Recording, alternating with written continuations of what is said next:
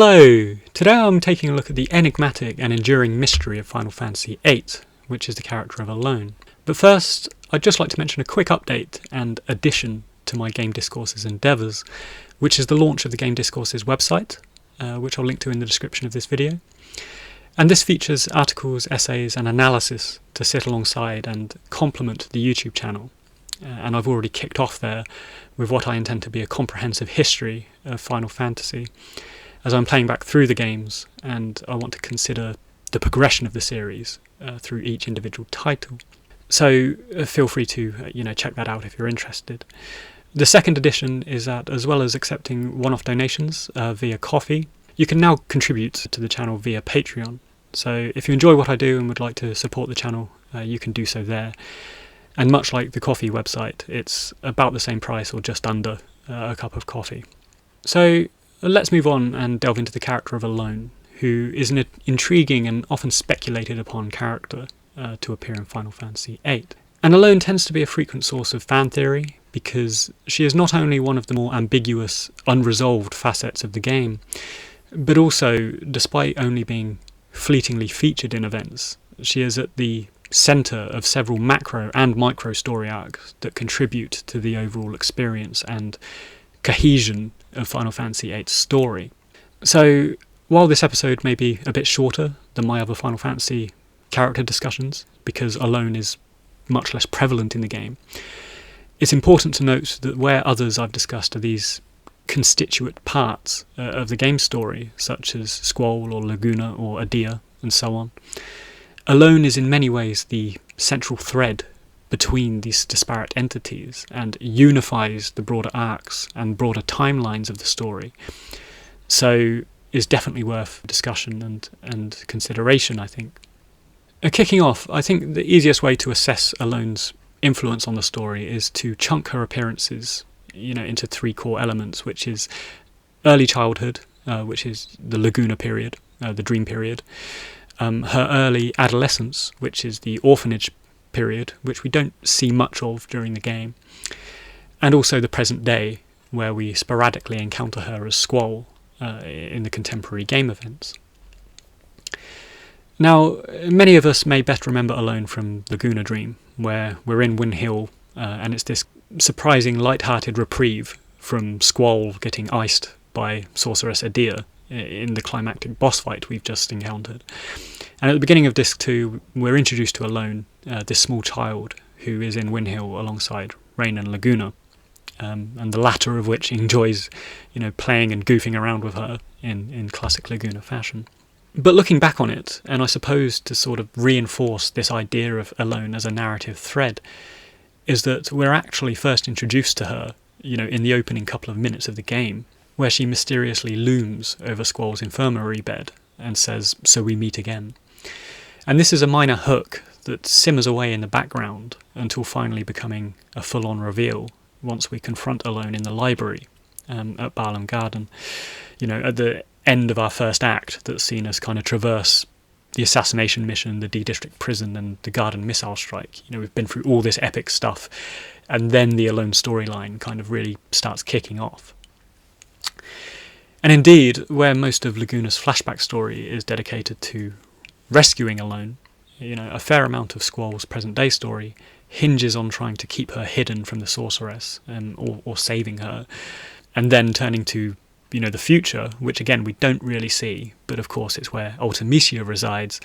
Her plight and even her ability to return back from the future is down to Ellone. So again, it's just interesting to kind of observe this game and Ellone objectively and really see just how much she impacts the story and influences the story despite her fleeting appearances. Now, I've mentioned across several discussions that Final Fantasy VIII is a game that keeps on giving, keeps on posing questions, and doesn't indulge players in convenient conclusions. And while this can be said for several Final Fantasies of the latter 1990s and, turning into the 2000s, such as Final Fantasy VII, which in its original ending was actually quite ambiguous about whether anyone survived, or Final Fantasy X, where Tidus rather heart-wrenchingly disappears, Final Fantasy VIII ends with several threads of story open in an intriguing rather than clumsy way, I think. And much of what I addressed in my hypothetical Final Fantasy VIII sequel episode covers this stuff. But one of the core elements of these unresolved narrative threads, I think, is the character of Ellone and her rather distinctive power, which informs much of the central story and key aspects of the game experience. So, as I mentioned in my Laguna episode, my Squall episode, and a few other places, much of the early intrigue in Final Fantasy VIII comes from the dream sequences and being transferred into Laguna's adventure, seemingly randomly, and Squall's party, as much as the player, is completely curveballed by what's going on here, and why we are having these strange collective dream experiences. It later transpires, of course, that Ellone and her desire to alter the past is the cause of this, and it is her unique ability to project the consciousness of others into other people and other timelines that is particular to her importance in Final Fantasy VIII's world and story. Ellone's relevance also inches into the present day and future events of the core story, as it is Dr Odine's studies and experiments of her that leads to the creation of Junction Machine Ellone, a device that replicates her power and enables Ultimecia to venture from the future, back to Squall's present. Now, some feel Final Fantasy VIII gets a bit wacky when we arrive at the time compression story, but what I really love about it is that firstly, the game does a great job at committing to a single time continuum without contradicting itself or introducing sci-fi go-tos such as a multiverse, which of course, has been repopularized by the Marvel franchise, and interestingly seems to be where Final Fantasy VII, is heading with its remake material. But on top of this, the utilization of time in Final Fantasy VIII makes the plight of Ellone and the overall tone of the game slightly more tragic, and I actually think time's one of the more predominant emotive themes of Final Fantasy VIII, more so even than these ideas of love and romance that are often attributed to the game.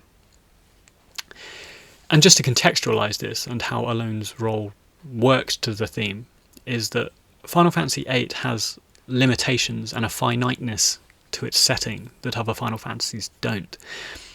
And as I mentioned way back in my original review, the demise of Aerith and Zack in the Final Fantasy VII universe is, by comparison, assuaged somewhat by the cyclical concept of the life stream and this enduring presence that they seem to have as spirit energy. And in similar fashion, we have the far plane in Final Fantasy X that connects the living and the dead, or at least the image of the dead. And various other games introduce aspects of reincarnation or time travel in an effort to alter events and save people, wherever these sorts of themes are featured. But by comparison, Final Fantasy VIII emphasises the finiteness of being in its core character arcs and its core story. And the Laguna dreams, as a prime example of that, are Ellone's futile efforts to go back and change the past, in an effort to, save Rain, or at least keep Laguna and Rain together. And this causal link between past, present and future, and the futility of change in this chronology, is a great central theme that I think seeps out into important character traits, such as Rinoa, because she has this seize the moment, live for the day mentality, which eventually kind of impacts Squall and his wider, character arc and opening up to the world. And then conversely, of course, we have Ultimecia's tragic, you can never hold on to time sort of thing, and her grand plan, which is to compress time in an effort to allay her own fear of death, among other things, which I discussed in my Rinoa episode. So Ellone's role and her powers, although fleetingly seen on the screen, have quite an important place in this, and like many aspects of Final Fantasy VIII, they aren't really elaborately discussed or explored in the story, but are nonetheless woven into the fabric of the world, if we are attentive to them. And I suppose this brings me on to my next point, which is about the concept of junctioning. And I know junctioning is a dirty word for some of Final Fantasy VIII's more critical players, but if we consider junctioning beyond Final Fantasy VIII's battle system, it's actually quite a comprehensive feature of the game that unifies lore, story, and gameplay elements along a consistent narrative thread that, much like the time concept and the time theme, commits to its own rules and binds everything together quite cohesively, I think, and it really works for this world and setting. And I mention junctioning here because, much like our party characters being able to junction guardian forces to themselves, which are sentient entities that assist us in battle, Ellone's power, and considering what it is and where it comes from, seems to have very comparable traits to the junction system. However, rather than combining a GF's consciousness with a human being, she junctions a human being's consciousness to another human being, and has the potential to do so along an existent timeline and a lived moment in the past. We predominantly witness this during the Laguna dreams, of course, where Squall's consciousness inhabits a part of Laguna's mind around 18, 19 years ago in the past, which is noted by Laguna at the time as feeling like there's fairies around, there's fairies in his head.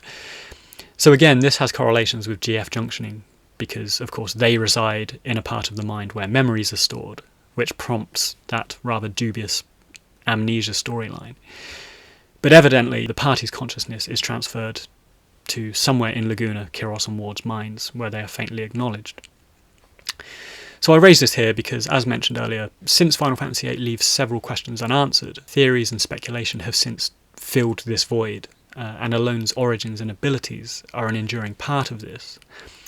And I think looking to this evidence, we can safely assume that there is some in-lore consistency with Ellone's abilities, because it is basically an act of junctioning, and even Dr Odine names his invention the junction machine Ellone. But I suppose the real question off the back of this is how and why is she able to do it? So some of the prevailing theories as to Ellone's origins and abilities that have emerged over the years are quite interesting. And the first one I recall reading was the suggestion that Ellone herself was a GF. And with the GF thing, I'm sure there are those that might think this is a ridiculous claim, but actually, if we think about it, it's a lot less ridiculous than we might initially think, because the only known entities that can actually prompt the act of junctioning in this universe are, of course, the GFs, which is why they're utilised by the Seed, Ellone herself, and the junction machine Ellone, which is a facsimile of Ellone's powers that was created by Odine. Another was linking her with the concept of Great Hein, who is a fleetingly discussed deity in the Final Fantasy VIII universe. And the other, I think, is much more popular, as I've seen it frequently kind of reiterated over the years, which is the idea that Ellone is some sort of sorceress. So each of these attempt to reconcile Ellone within the setting rather than being some unexplainable anomaly as she currently is, which is understandable since Final Fantasy VIII has a wealth of lore that is loosely interconnected. For example, Great Hein is said to have created the sorceresses. Sorceresses are able to wield magic, and junctioning, being a replication of sorceress's power, which was created by Dr Odine, is thus somehow connected lore-wise, though whether junctioning is physical or mechanical or psychical, we don't really know. It's not really explained. But there's something in there, because all of this is so kind of vaguely interconnected, it feels like there's something there that was either cut from the game, as I mentioned in my Laguna episode, they cut a lot of this game, or otherwise was somehow obfuscated or left out for whatever reason, that would really neatly tie all of this stuff together. And as I've iterated in the past, I don't think Final Fantasy VIII is any worse off for this, and quite to the contrary. I love that it continues to pose these questions about characters and world and lore all these years later, and we're still sort of discussing it. But returning to Ellone and how she fits into this and looking at her story, there's a few other bits that we can gather from in-game context that sort of pose further questions about her. For example, we know that sorceress Adele, or Adel, however you prefer, sends soldiers to kidnap Ellone in the past. This is partly because she's aware of her powers, but also partly because she's chosen her as a successor.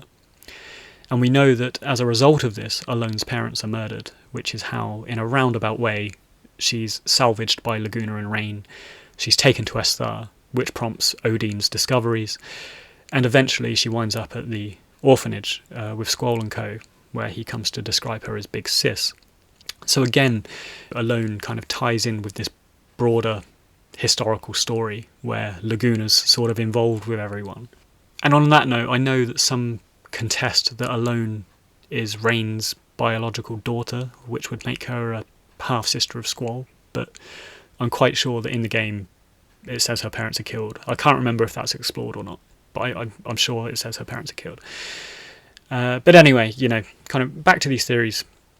I've played Final Fantasy VIII many, many times, trying to find some hint of Ellone's lineage or some unifying dialogue or NPC conversation or something that kind of unifies these disparate elements. And ultimately, it's not there. But looking at several aspects of the game, such as Ellone's importance as a successor to Sorceress Edea, her desperate desire to cling to and change the past, and her unique power that can not only junction people to different time periods, but she also can telepathically link and communicate and influence people.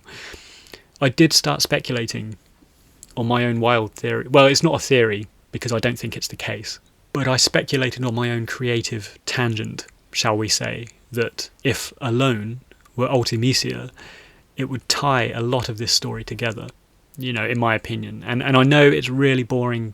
Over 20 years later, people are still suggesting that everyone is Ultimecia. Renoa's Ultimecia, Selphie's Ultimecia, Angelo's Ultimecia. But the more I kind of looked at it and the more I considered this game, and I suppose the way that, the characters are developed and the way that characters are traditionally developed in, more broadly in Final Fantasy games, Ellone as an antagonist actually quite works for me. And what I mean by this is Final Fantasy heroes almost always have a close connection to the central antagonist, whether it's biologically, such as Tidus and Jecht, or Noctis and Ardyn, or Zidane and Kuja, or Cecil and Golbez, or by some other means, such as Cloud and Sephiroth having this Genova connection. It's a prevailing formula because it allows the personal arc of the hero and the macro plight of the world, the world in crisis, to reconcile at a single point at the end of the game.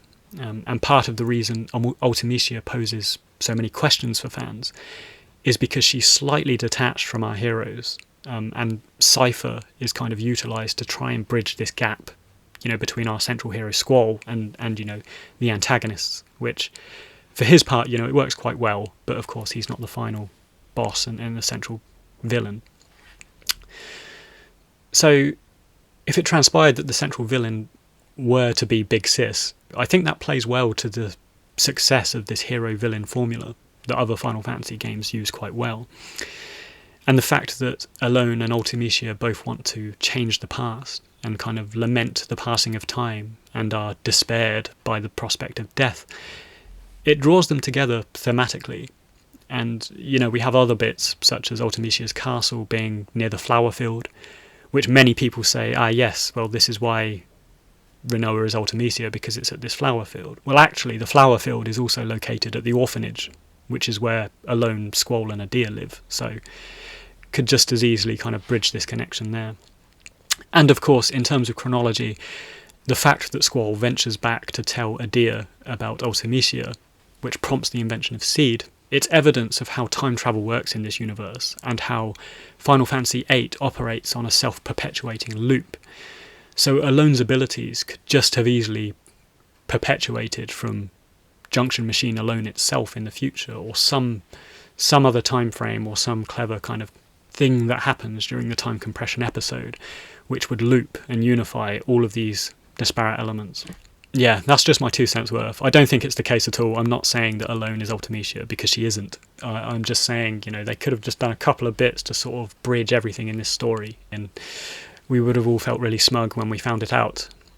And I think it's important to stress that, unlike Ultimecia, Ellone and also Squall reconcile with the past. They have closure, and their character arcs are completed in quite a positive way.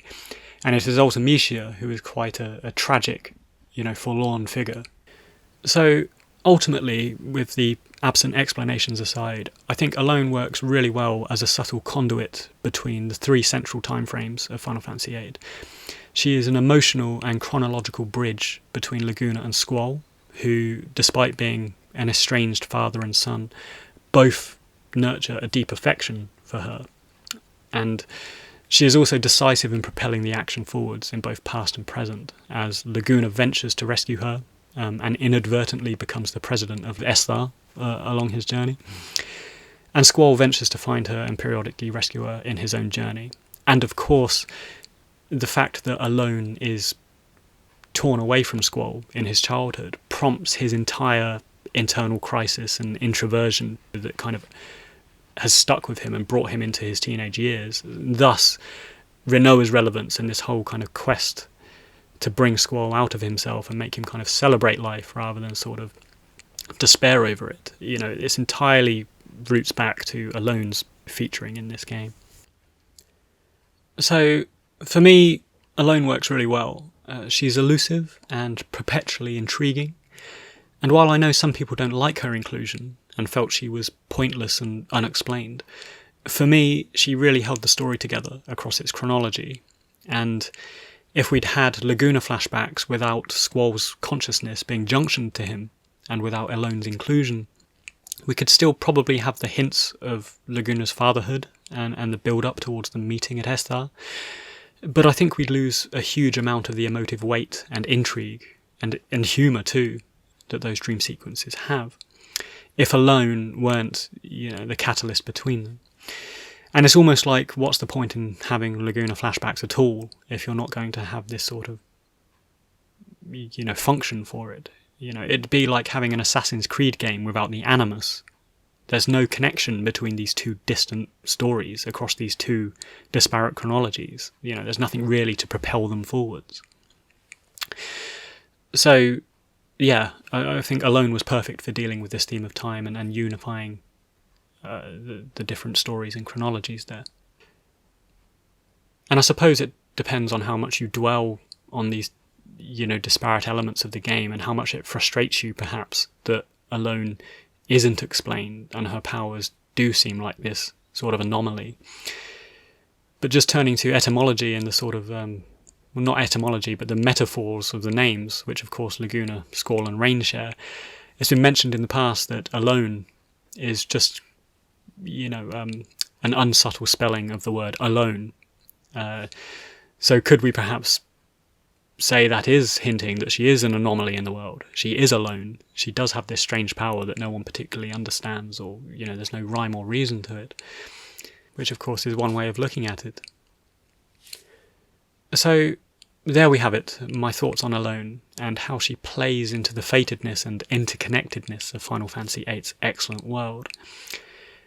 And I think I'm pretty much there with my Final Fantasy VIII character discussions. Ellone was the last one I really planned on considering in any depth, unless I really start delving into really secondary and tertiary characters, like Raijin and Fujin, or Maya Dobe, and so on. I think I've pretty much considered the main cast here. Although personally, I think Raijin and Fujin are an excellent case study for how the stereotypical odd couple dynamic is often used in comedy. And I think Maya Dobe would be an excellent philosophical discussion on whether pacifism is a futile worldview.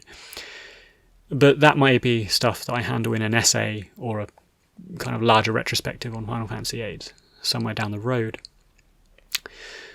So anyway, if you got this far, thanks very much for listening. I hope you enjoyed it. And if you enjoy what I do, please consider sharing, subscribing, and joining me on Patreon.